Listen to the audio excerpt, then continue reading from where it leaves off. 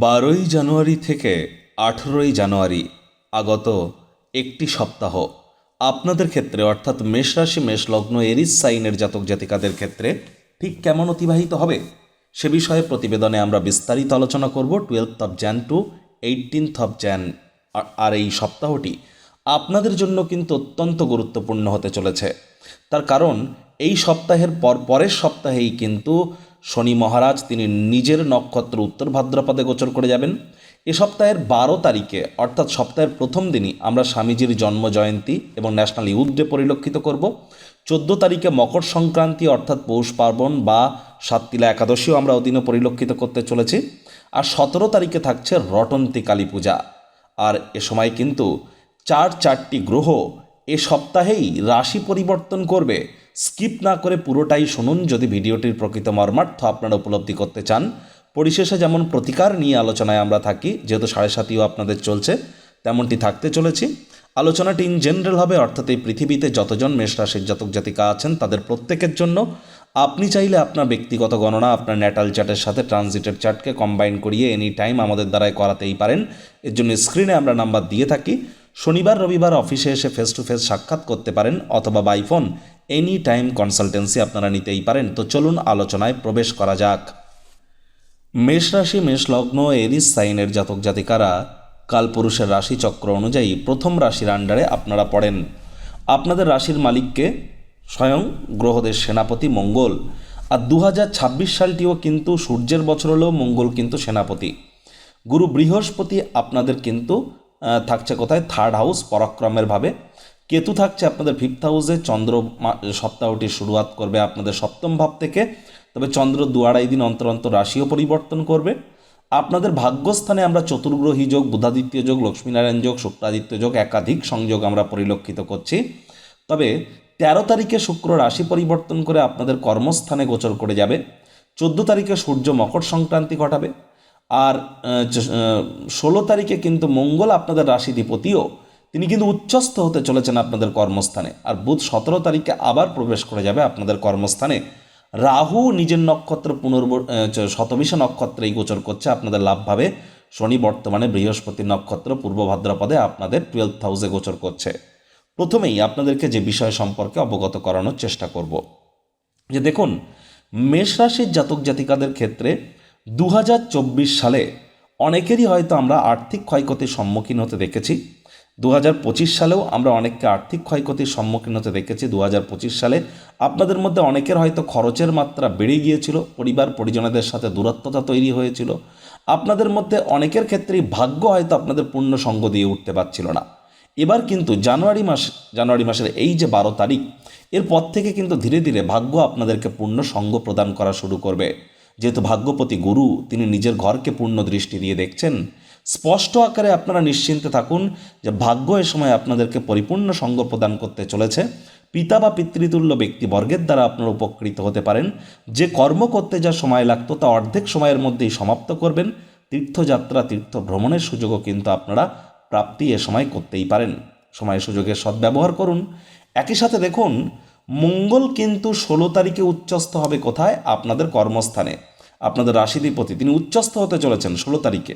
তাহলে 16ই জানুয়ারির পর থেকে বিশেষ করে যারা IT sector, real estate, army, police, defence, automobile industry, pharmaceutical industry বা networking, marketing, sales, sports industry, খেলাধুলোর জগতে যারা আছেন বা যারা ম্যানুফ্যাকচারিংয়ের কাজ করছেন তাদের প্রত্যেকের জন্যই সময় সুযোগ কিন্তু বেটার পরিগণিত হবে। ক্রিপ্টোকারেন্সিতে যে ডাউন টাইম আমরা পরিলক্ষিত করছি, ক্রিপ্টোকারেন্সিতে কিন্তু আবার একটা বুম আসতে চলেছে। আমরা যেটা পরিলক্ষিত করব 16 তারিখের পর, 16ই জানুয়ারির পর।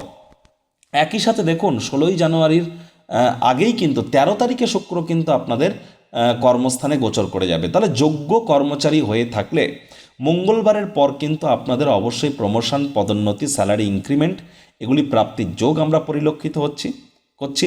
আর রাহু যেহেতু আপনাদের লাভভাবে গোচর করছে, শনির মার্গী আছে, তাহলে অবশ্যই যারা বিদেশে আছেন বা এমএনসি কোম্পানিতে চাকরি করছেন তারাও লাভান্বিত হতে পারেন, আয় ইনকাম বাড়তে পারে। তবে যেহেতু রাহুর পূর্ণ দৃষ্টি কেতুর উপরে থাকবে, আপনাদের 5ম ভাবে কেতুও বসে আছে, এটা যারা স্কুল লাইফে পড়াশুনো করছেন সেই সমস্ত বিদ্যার্থীদের জন্য, স্টুডেন্টদের জন্য ভালো সময়। আপনারা কুইক লার্নার এ সময় আপনারা হতে চলেছেন। তবে রাহুর এই দৃষ্টিগত কারণে আপনাদের পেটের সমস্যা, বদহজমের প্রবলেম, আপনাদের গ্যাস, বুক জ্বালা জ্বালা করা ভাব, বমি বমি ভাব, ফুড পয়জনিংয়ের প্রবলেম, লুজ মোশন, এদিকে কিন্তু আপনাদেরকে একটু নজর রাখতে হবে। প্রেমের জীবনে অহেতুক তর্ক বিতর্কের মাত্রা আর যেন বৃদ্ধি করবেন না। যে সমস্ত দম্পতি প্রথম সন্ততি প্রাপ্তির প্ল্যানিং করছেন তাদেরকে বলবো প্রিকশন নিন, জ্যোতিষতাত্ত্বিক পরামর্শ গ্রহণ করে তারপরে এগিয়ে যান। যারা দ্বিতীয় সন্ততি বা তৃতীয় সন্তান প্রাপ্তির প্ল্যানিং করছেন তাদের জন্য কিন্তু সময় সুযোগ ঠিকঠাকই পরিগণিত হচ্ছে, এ বিষয়ে কোনো সন্দেহের অবকাশ কিন্তু নেই। একই সাথে গুরুর যেহেতু দৃষ্টি চন্দ্রের উপরে থাকবে আপনাদের সপ্তমভাবে, চন্দ্র এখানে থাকছে 13ই জানুয়ারি মঙ্গলবার বিকেল 5:20 পর্যন্ত। তাহলে বলতে গেলে সোমবার এবং মঙ্গলবার ফার্স্ট হাফ, এই যে দুটি সময়, এই সময়ের মধ্যে কিন্তু অবিবাহিত যারা আছেন তাদের বিবাহের যোগ কিন্তু আসতে পারে। এ সময় কিন্তু স্বামী স্ত্রী অহেতুক তর্ক বিতর্ক করা থেকে আপনাদেরকে বিরত থাকতে হবে। একই সাথে আপনাদেরকে বলবো যে যারা আদালত বা কোর্টে কোনো কেস পেন্ডিং রেখেছেন তাদের আদালত বা কোর্টের বাইরে মামলার নিষ্পত্তি করে নেওয়া উচিত। বিজনেসম্যানেরা আপনাদের জন্য সময় সুযোগ বেটার পরিগণিত হচ্ছে, সময় সুযোগের সদ্ব্যবহার আপনারা করুন। আর চন্দ্র কিন্তু 13 তারিখে রাশি পরিবর্তন করে আপনাদের অষ্টমভাবে গোচর করে যাবে এবং সেখানেই কিন্তু থাকবে 16 তারিখ শুক্রবার সকাল 5:47 পর্যন্ত।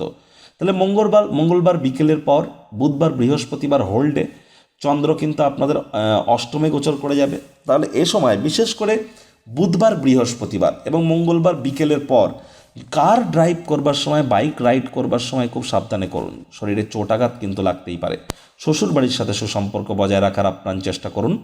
এ সময় কিন্তু আপনাদের উচিত হবে যতটা সম্ভব আপনারা লং ডিস্টেন্স জার্নি, দূরবর্তী যাত্রা ভ্রমণকে অ্যাভয়েড করতে পারেন, শব্দ চয়নের দিকে নজর রাখতে পারেন।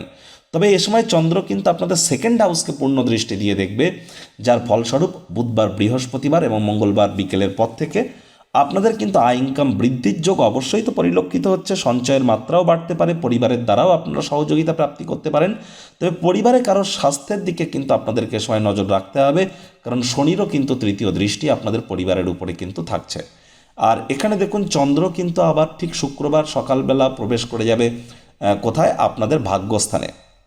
আর চন্দ্র সেখানেই থাকবে রবিবার বিকেল 4:40 পর্যন্ত। তাহলে শুক্রবার শনিবার টু সাম এক্সটেন্ট রবিবারও, এই যে 2.5 দিন চন্দ্রের কৃপায় আপনারা পূর্ণ ভাগ্যের সঙ্গ প্রাপ্তি করতে চলেছেন। যারা উচ্চশিক্ষার জন্য কোনো ইউনিভার্সিটি বা কলেজে ভর্তি হওয়ার প্ল্যানিং করছিলেন তাদের জন্য সময় সুযোগ ভালো। এ সময় ভাগ্যের পূর্ণ সমর্থন আপনারা প্রাপ্তি করবেন। নাতি নাতনি, পুরনো দিনের বন্ধুবান্ধবদের কাছ থেকে প্রাণ প্রাচুর্য, খুশির উৎস আপনারা পেতে পারেন। এক কথায় বলতে গেলে সময়টি আপনাদের জন্য দুর্দান্ত পরিগণিত হচ্ছে। বেকার যুবক যুবতী যারা আছেন প্রচেষ্টা জারি রাখুন, নতুন চাকরি, নতুন কর্মসংস্থান আপনাদের প্রাপ্তি হতেই পারে। দেখুন সংখ্যাতত্ত্ববিদ্যা, বাস্তুশাস্ত্র এবং ট্যারট কার্ড রিডিং এবং বৈদিক জ্যোতিষশাস্ত্র ওয়াইজ 2026 সাল আপনাদের ঠিক কেমন অতিবাহিত হবে 30-40 মিনিটের বিস্তারিত আলোচনা সহ প্রতিকার সহ ভিডিও চ্যানেলে কিন্তু অলরেডি আপলোড করা হয়েছে। সময় সুযোগ বুঝে দেখে বা শুনে নিতে ভুলবেন না। আই বাটনে এবং ভিডিওটির শেষে আমরা লিঙ্ক দিয়ে থাকি। প্রতিকার স্বরূপ আলোচনা করতে গিয়ে আপনাদেরকে বলবো, স্ক্রিনে আপনারা দেখতে পাচ্ছেন হনুমানজির প্রণাম মন্ত্র, মনোজাবং মারুত্তুল্য বেগং জিতেন্দ্রিয়ং বুদ্ধিমত্তাম বরিষ্ঠম বাতাত্মজং বানরজিত মুখ্যং শ্রীরামদূতং শরণ্যম প্রপদ্যে। এটি আপনারা অবশ্যই পারলে প্রত্যেক দিন 3 বার করে জপ করুন। তার আগে 3 বার জয় সিয়ারাম বলে নিন, তারপর 3 বার বলুন নিজের নাম গোত্র ধরে সদাহরি ছেড়া। আর পারলে অবশ্যই আপনারা সূর্যের প্রণাম মন্ত্র রেগুলার জপ করুন। রটন্তী কালী পূজার দিন আপনারা মাতা কালীর নাম জপ ধ্যান আরাধনা করতেই পারেন। 7 একাদশীর মহান ব্রত পালন করুন। আর 7.5 যেহেতু চলছে, বাসি খাদ্য খাবার খাবেন না, হাইজিন মেনটেন করুন। শ্রমিক সম্প্রদায়, বয়োজ্যেষ্ঠ ব্যক্তিবর্গদের সাথে সদ্ভাব বজায় রাখুন। ওই তাবিজ কবচ মাদুলি পাথর পরে কিন্তু কিছু হবে না। তো বন্ধুরা, প্রতিবেদনটি আপনাদের কেমন লাগলো সুচিন্তিত মতামত আশা করি আপনারা নিচের কমেন্ট বক্সে লিখে জানাবেন। ভালো লাগলে একটি লাইক করতে ভুলবেন না। এই আশা রেখে আমি আমার বাণীকে এখানেই বিরাম প্রদান করছি। সংসারে অশান্তি, প্রেমে বাধা বা বিবাহে অনিশ্চয়তা, ব্যবসাতে ক্ষতি বা চাকরিতে ডামাডোল, অসুস্থতা, দুঃখ, দারিদ্রতা থেকে কিছুতেই রেহাই মিলছে না, পরীক্ষায় ফেল, তাহলে আর দেরি কেন? জীবনের যাবতীয় সমস্যার সমাধান করব আমরা। বাস্তুশাস্ত্র, সংখ্যাতত্ত্ববিদ্যা, লাল কিতাব, বৈদিক জ্যোতিষশাস্ত্র, কৃষ্ণমূর্তি প্রভৃতি পদ্ধতিতে জন্মছক বিচার করা হয়। প্রয়োজন অনুভব করলে স্ক্রিনে ফ্ল্যাশ হওয়া নম্বরে যোগাযোগ করতেই পারেন।